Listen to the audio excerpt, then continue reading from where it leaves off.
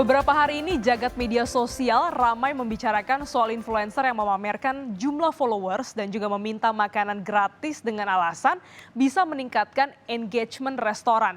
Sebenarnya, seberapa penting penggunaan influencer untuk bisnis terutama UMKM?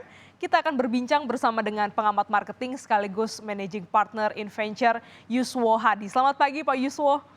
Halo Mbak Gledis, selamat Ya, pagi. selamat pagi. Ya, Ini lagi ramai di media sosial soal influencer begitu ya. Nah, sebenarnya seberapa penting sih Pak penggunaan influencer dalam bisnis terutama UMKM? ya. Jadi pertama ada faktor coverage ya. Coverage itu ditentukan oleh seberapa banyak brand ini diketahui oleh customer atau audience ya. Coverage itu quantity. Jadi makanya penting follower banyak itu menjadi penting.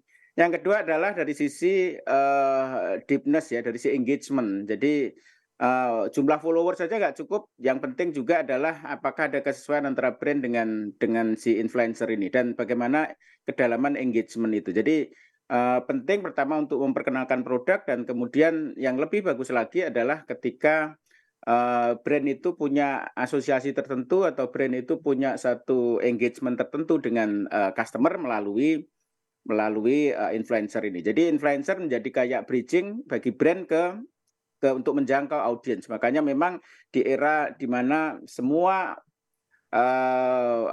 customer sekarang adalah media, jadi mereka adalah publisher, maka content creator itu menjadi penting untuk mengumpulkan massa. Jadi pentingnya adalah bagaimana membridging antara brand dengan customer melalui mereka. Gitu Mbak Gladys. Wah, jadi sebagai perantara lah ibarat kata begitu. Mm-mm. Nah, dalam suatu bisnis nih Pak, jika kita ingin memilih influencer, faktor-faktor apa saja yang harus dipertimbangkan?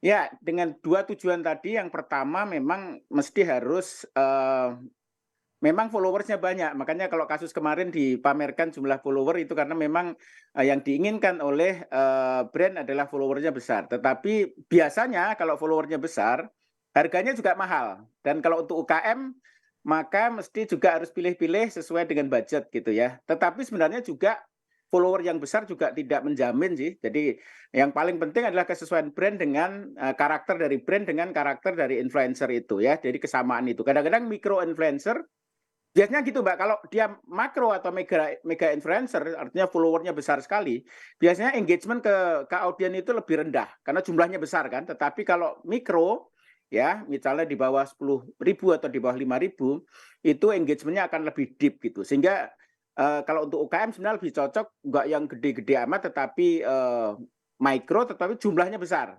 Ya, jumlah influencernya itu besar gitu, sehingga engagement juga tinggi. Tetapi itu dilihat tergantung dari budget sebenarnya ya. Jadi yang pertama adalah jumlah followers, kemudian engagement, kemudian budget dari si UKM-nya dan kemudian tentu saja adalah kesesuaian antara brand ya, brandnya UKM itu dengan karakternya dari influencer. Jadi nggak bisa milih sembarang influencer asal followersnya besar gitu ya. Itu yang matang. Tapi kebanyakan UKM selalu nyari adalah yang coveragenya besar, ya yang coveragenya besar atau yang followernya besar. Gitu Mbak Gladys. Wah, jangan sampai kita terjebak hanya karena angka followers justru tapi nanti engagementnya atau tidak Betul. sesuai produk dengan influencer yang ingin kita ajak kerjasama begitu ya Pak. Nah tadi kan Bapak singgung juga soal budget ya, kita tahu UMKM ini kan budgetnya masih terbatas. Adakah cara lain Pak untuk memviralkan bisnis selain menggunakan influencer? Ya. Jadi teman-teman sekarang ini marketing saya katakan sifatnya horizontal, jadi nggak vertikal. Artinya apa? Artinya kalau vertikal itu dari media, ya misalnya billboard atau TV atau radio, itu disebarkan ke audiens itu secara satu arah. Tetapi sekarang ini dengan Facebook, dengan IG, dengan TikTok, itu sifatnya engagement dua arah. Makanya ini adalah kesempatan bagi brand UKM untuk menciptakan viralitas itu melalui story, melalui storytelling, melalui ide-ide yang kreatif, dan melalui engagement yang kreatif. Jadi sebenarnya sekarang ini eranya ya nggak mesti harus dengan influencer karena biasanya influencer itu akan mahal ya. Sifatnya tuh namanya paid media, media yang harus kita bayar. Teman-teman juga bisa melakukan teman-teman UKM juga bisa melakukan dengan earn media, yaitu dengan menciptakan satu ide yang kreatif atau sesuatu storytelling, iklan atau konten yang kreatif, atau barangkali si owner ya karena budgetnya nggak ada, si owner berperan sebagai seolah-olah sebagai influencer ya atau sebagai content creator sehingga bisa menciptakan konten-konten yang organik, yang otentik, dan bahkan kalau bisa menimbulkan viralitas, Mbak Gladys.